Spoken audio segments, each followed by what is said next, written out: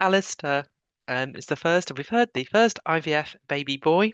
We won't say how old he is now. You can do the maths. We've had his date of birth. But yes, Alistair, would you like to join us now? And also just to say that both Alistair and Grace are patrons of the charity Fertility Network UK. It's truly an honour to be asked to share my relationship with Bob. Bob was family to me and my mother. In fact, well, my mum was clearly family to me, but what I mean is obviously Bob was family to both of us. Uh, in fact, I grew up calling him Uncle Bob. Uncle Bob will always be my role model in life.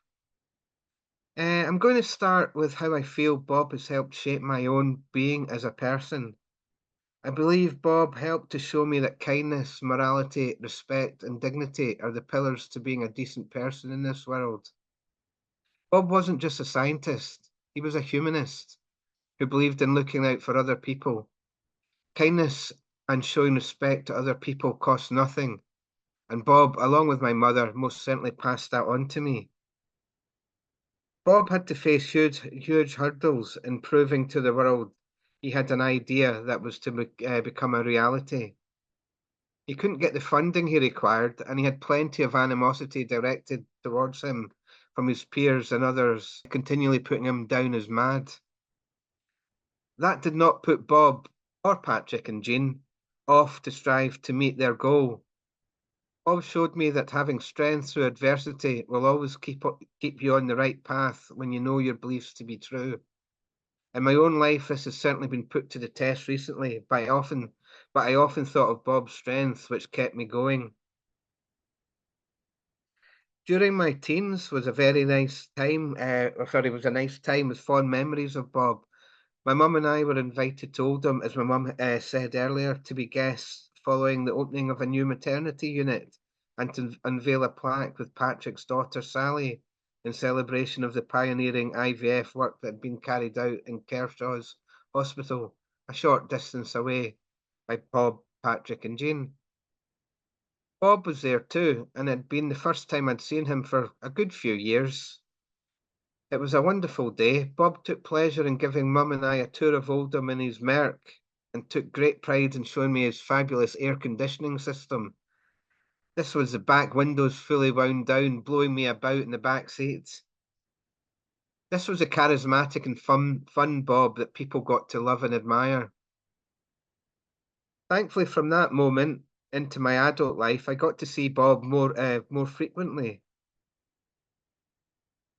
At events at Bourne Hall for milestone IVF birth parties, Louise's birthdays, and also in visits to London, Cambridge, and Louise Brown's wedding. The wedding especially was a wonderful day, sitting with Bob and sharing several ales together. It was like a coming of age with him. I also got to meet his wife Ruth and daughters more too, and still consider them all sisters.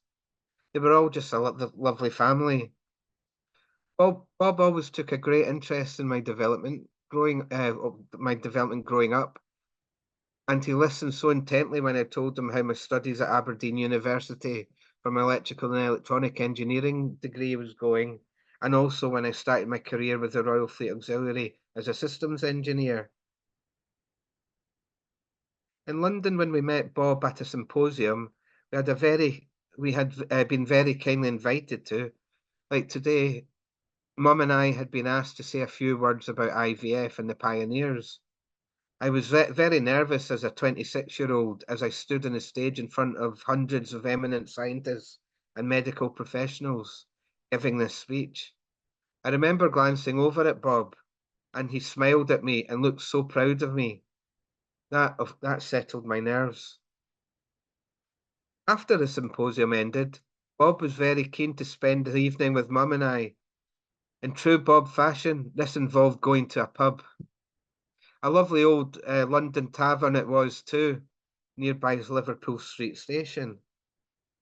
It was getting quite late, and Bob had missed the train he was hoping to catch, but there still was one more that we had to make sure we got him to. Bob did not seem in the slightest bit worried about the thought of missing this train, but Mum and I were very anxious in making sure we got him there. The three of us were having such a wonderful evening chewing the fat. I genuinely believe, had we not managed to get Bob to the train in time, he would have cared not a jot. That evening became such a special one, as it was the last time Mum and I got to spend with Bob, just the three of us before his passing. Although we did see him again at Bourne. One of my proudest moments in my life is starting the campaign to have Bob further recognised to be knighted in the honours system following the award of his Nobel Prize. I was so overwhelmed with joy that his accolade was bestowed on Bob in the Queen's Birthday Honours list in 2011, and not before time. It's so sad Bob is no longer with us. It's hard to believe Bob passed away 10 years ago now, but what a wonderful legacy he has left this world, along with Patrick and Jean. What has really struck me is how much the IVF legacy has changed the lives of a good number of my friends and colleagues. The joy that has brought me to see them happy with children they may not have had is unmeasurable. When I get told by others they have or are having an IVF baby, it really is a wonderful moment shared. I still pinch myself I knew Bob so well. Just little old me growing up knowing one of the greatest scientists to have ever existed. That blows my mind. Being the world's second IVF baby does too, right enough. I do love that I can share my stories with Bob, with my friends who now share this IVF link with what they have experienced. I will never take being an IVF baby for granted, and I certainly will never take knowing Bob for granted either.